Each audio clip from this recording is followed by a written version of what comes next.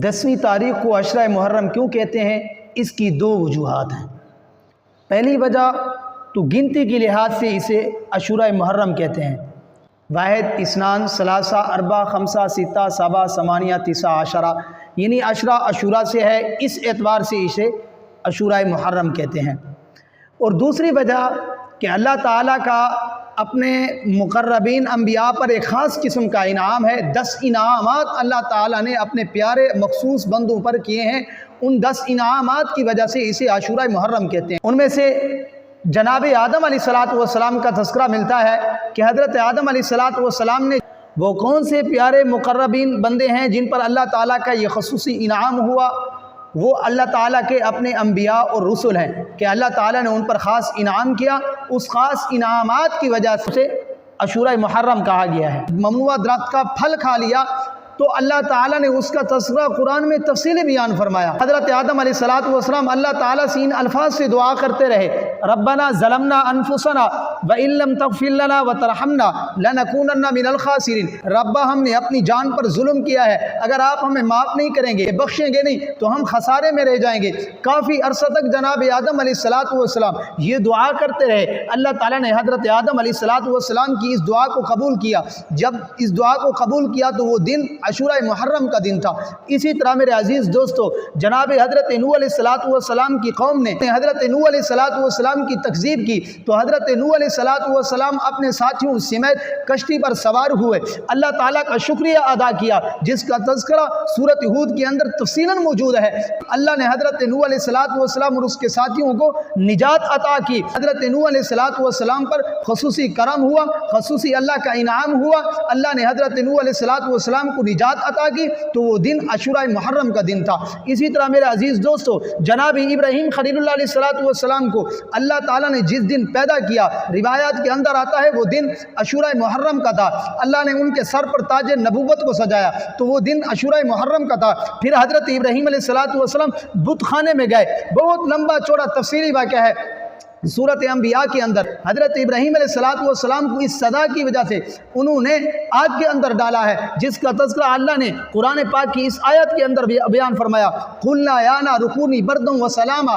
अल्लाह ताला ने उस आग को सलामती वाला बनाया, ठंडा बनाया। हज़रत इब्राहीम अलैहिस्सलातु वस्सलाम को ज़ालिमों से निजात अता की, दर्जात दिए, बुलंदी दी तो वो दिन अशूरा मुहर्रम का दिन था। इसी तरह हज़रत इद्रीस अलैहिस्सलातु वस्सलाम को रिफ़त मकानी हासिल हुई, बुलंदी हुई, अल्लाह ने एक ख़ास इनाम अता किया है। हज़रत इद्रीस अलैहिस्सलातु वस्सलाम का ये मुकम्मल तज़किरा सूरत मरियम के अंदर मौजूद है। अल्लाह ने कुरान में यूँ बयान फरमाया, वरफ़अनाहु मकानन अलिय्या। अल्लाह ने हज़रत इद्रीस अलैहिस्सलातु वस्सलाम को बुलंदी अता की है। फरमाया ये सच्चे नबी थे, अल्लाह ने इनको बुलंदी अता की है तो ये खसूसी इनाम हुआ, खसूसी करम हुआ। तो हज़रत इद्रीस अलैहिस्सलातु वस्सलाम को जब ये इनाम मिला, जब ये बुलंदी मिली तो वो दिन अशूरा मुहर्रम का दिन था। आगे चलिए मेरे अजीज़ दोस्तों, जनाब हज़रत यूनुस अलैहिस्सलातु वस्सलाम मछली के पेट से आज़ाद हुए, जिसका तज़किरा सूरत साफ़ात के अंदर अल्लाह ने मुकम्मल बयान फरमाया, फनबदनाहु बिल अराई व हुवा सकीम। अल्लाह ने हज़रत यूनुस अलैहिस्सलातु वस्सलाम को मछली के पेट से आज़ाद किया इस हाल में कि वो बीमार थे। अल्लाह ताला ने उन्हें यह खसूसी इनाम दिया, आज़ाद किया है तो ये दिन भी अशूरा मुहर्रम का दिन था। इसी तरह मेरे अजीज़ दोस्तों, अब हज़रत ईसा अलैहिस्सलातु वस्सलाम को जब यहूदियों ने एक शिकंजे में डाल लिया, एक प्रोपेगंडा बना लिया, पूरा प्रोग्राम बना लिया कि इसको सूली पे लटकाएंगे। अल्लाह तो देखने वाले थे ना, अल्लाह को तो पता था।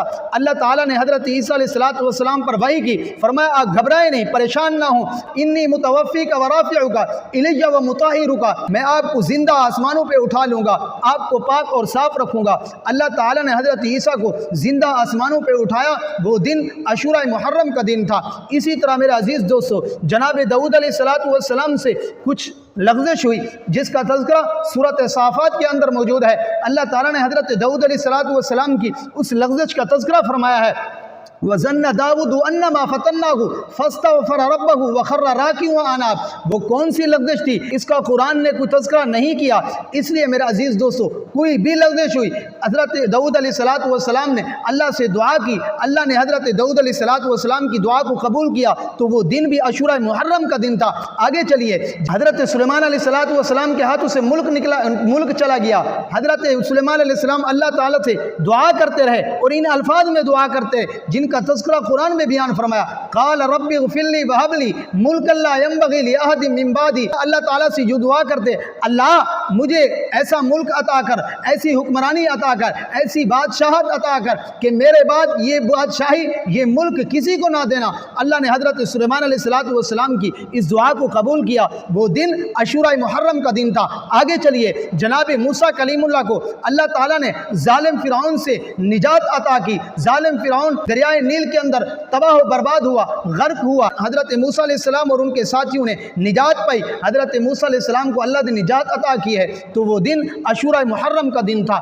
اسی طرح حضرت ایوب علیہ السلام کے جسم پر آبلے پڑ گئے۔ حضرت ایوب علیہ السلام نے صبر کے دامن کو نہ چھوڑا، اللہ تعالیٰ سے یوں دعا کرتے رہے، ربی انی مسنی الضر وانت ارحم الراحمین۔ اے میرے پروردگار عالم، بیماری نے میرے پورے جسم کو لپیٹ لیا ہے، اب میرا جسم بیماری کی وجہ سے لت پت ہو چکا ہے۔ ربا تو رحم کرنے والا ہے، ارحم الراحمین ہے، تو صحت عطا کرنے والا ہے، تندرستی عطا کرنے والا ہے، مجھے صحت عطا فرما۔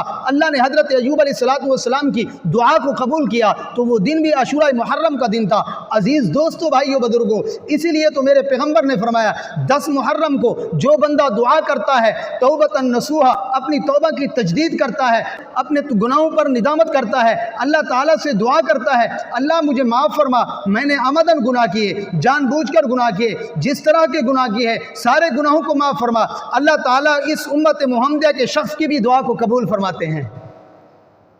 تو عاشورہ محرم یہ کوئی عام دن نہیں ہے، اسی لیے میرے عزیز دوستو، اللہ تعالیٰ نے ان اپنے انبیاء پر خصوصی انعام فرمایا ہے، جن کا تذکرہ میں نے اجمالی طور پر آپ کے سامنے کیا ہے۔ اسی وجہ سے 10 محرم الحرام کی تاریخ کو عاشورہ محرم کہا جاتا ہے۔ کے لیے مفتی عبداللطیف کے آفیشیل چینل کو سبسکرائب کریں۔ شکریہ۔